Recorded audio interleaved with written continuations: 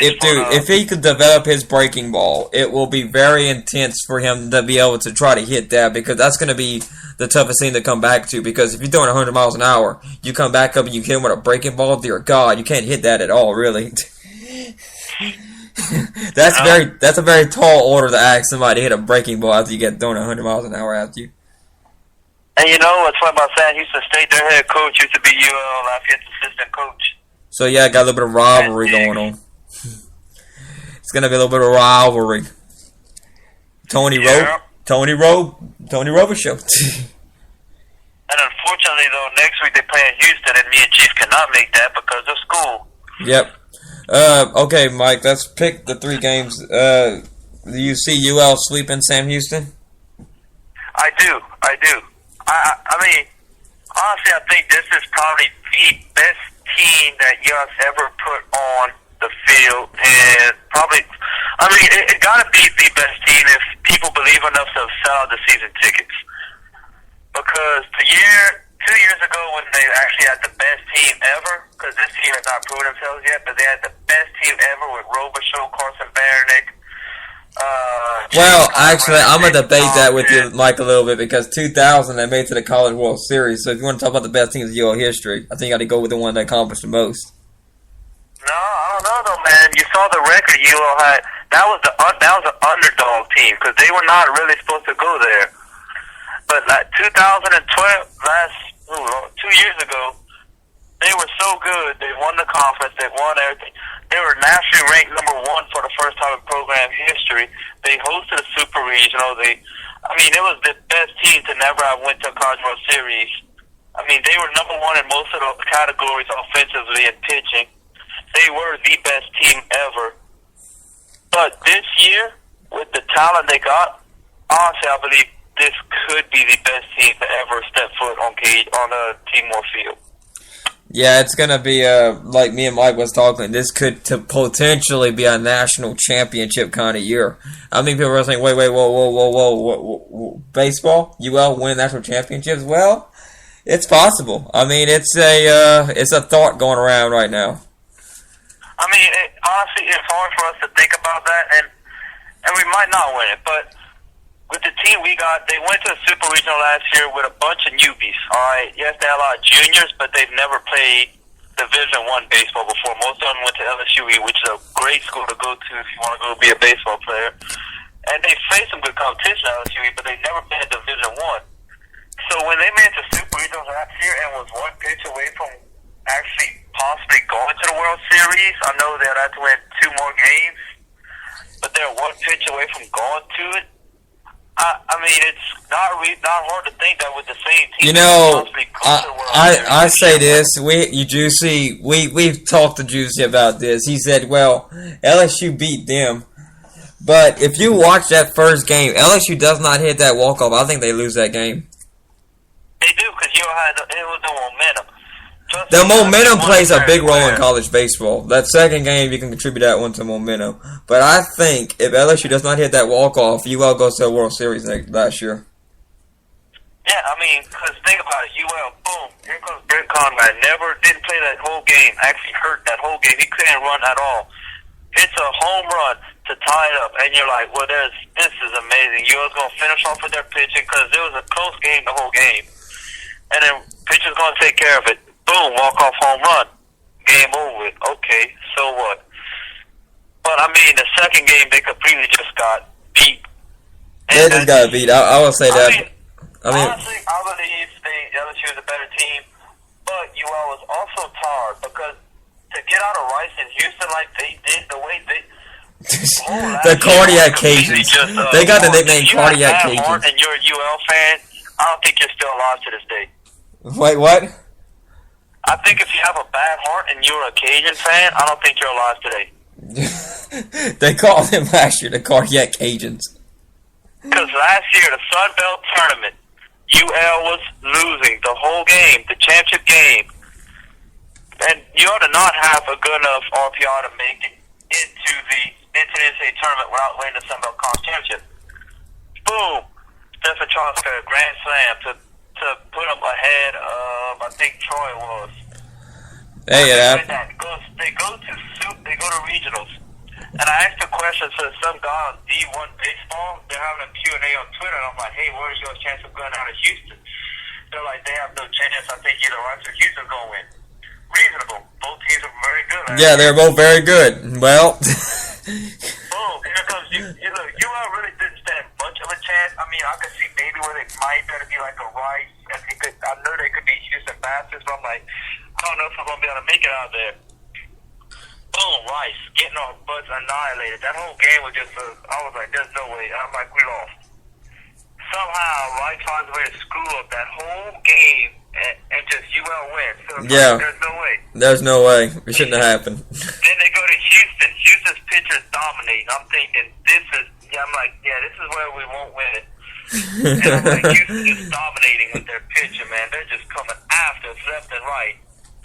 Boom, Houston's finding a way to screw up. I'm like, what?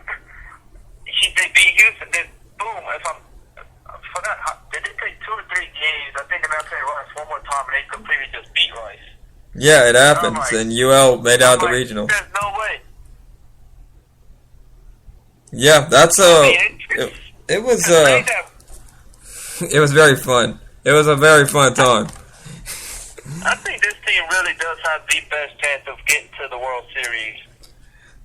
I could agree with that, Mike. I mean, pretty stacked everywhere around, you would think, but, you know, I'm going to watch and see them play because preseason don't really mean anything. As far as my opinion, they're going to win these first 3 games. I think they'll sweep. I think they'll start off with a sweep because I look at the roster, and I guess you got to do a little bit of preseason dabbling. And you know what, though? I think they will sweep, though. It's not that bad if they do not sweep. If they lose one of the games, I will not be concerned whatsoever. Like the worst case scenario. The worst case scenario, they don't even win a game at all. That'd be the worst case scenario for this weekend. Well, no. Like I said, the reason why I'm not stressed is if they lose a game, because the year they hosted Super Regional, they lost their first game to Eastern Illinois. And I'm like, that's just, we're going to have a bad year this year. And surprisingly enough, we only lost, 8-10 games that year? So... Yeah, just gotta relax. You just gotta get in the rhythm of the first game, kind of get everything going. I mean, it's what it is. All right. I tell you what, though, be on the lookout for a softball team a lot more than, because the softball team got probably the best player in the country that nobody really pays enough attention to. And yet this week, if they beat Oregon and Texas Tech, I think they should really get some more attention. It's still early to give teams a lot of attention. I'd rather UL peak later on in the year when it all comes down. Yeah, but I mean, their peak, they didn't peak. They busted through the roof. They scored 50 runs, I think. In 3 games? 50 runs. In 3 or 4 games, I think it was. In 3 or 4 games, and they didn't even go the whole game. The only 2 games went the full distance, and that was against La Tech and against Sanford. But they pretty much dominated their opponents. And it's like I said, if they beat Oregon this week and they beat Texas Tech, I'm not too sure that the Cajun women might not have a chance to win the World Series. Well, we'll see what happens. But, yeah, I got UL sweeping. You got UL sweeping Sam Houston this week. Now let's get back to Daytona 500 talk.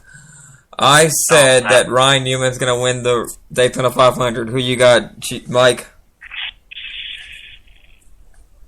Oh, man, this is so hard. Like I said, it's a crapshoot with Daytona and Talladega. That's what it always been, Mike. You know that. You know as well as I do. Oh, I know that, but I'm trying to pick a good, reasonable pick that I feel like.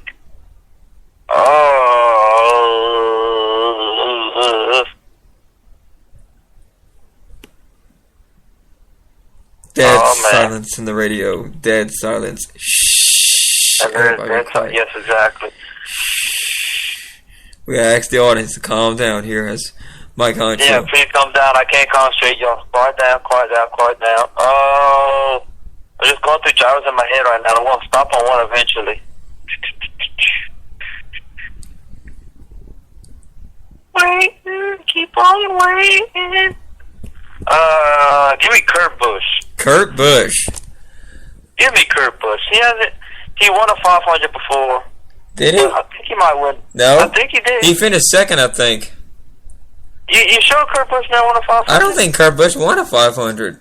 I think he. Okay, no, he came close. No, I'm sorry, he never won a 500, I was thinking about a championship. He has won a championship. He did win a championship. I don't think he won a 500. Nope, he didn't. Well, guess what, folks? This is going to be his first year. Because my first pick is not in the race no more, so, yeah.